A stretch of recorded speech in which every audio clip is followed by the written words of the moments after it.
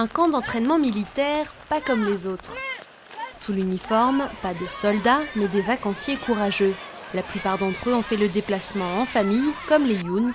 Une idée qui vient du père, cet ancien militaire a servi dans cette unité il y a une trentaine d'années et a voulu partager cette expérience avec sa famille, au risque de se mettre ses demoiselles à dos.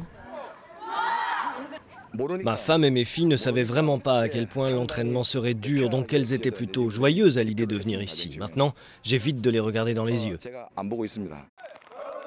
Ce camp d'entraînement militaire pour civils consiste en 4 jours d'entraînement avec une unité des forces spéciales de Séoul.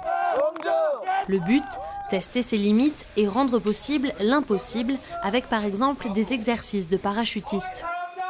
Mais cette colonie de vacances atypique a un autre objectif, changer l'image négative associée au service militaire.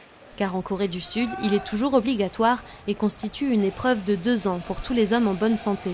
Pas de quoi intimider Kim. À 17 ans, ce lycéen est déjà venu au camp une dizaine de fois, en été comme en hiver.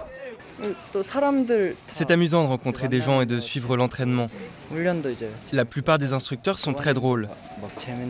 Ce que je préfère dans l'entraînement, c'est la descente en rappel et les entraînements de parachutistes.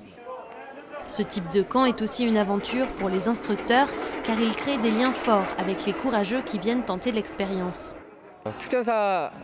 C'est la première fois que je travaille en tant qu'instructeur pour le camp. C'est assez gratifiant d'aller vers les civils et de les aider à toucher du doigt ce que c'est que d'être un militaire des forces spéciales.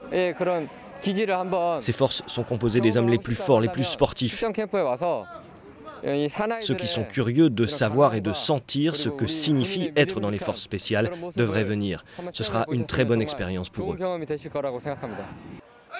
Depuis 2003 et le début de ce programme sponsorisé par le gouvernement, 7000 Sud-Coréens sont venus enfiler l'uniforme. Il faut dire qu'à 25 € par personne et par semaine, le tarif de ces vacances à la dure est pratiquement imbattable.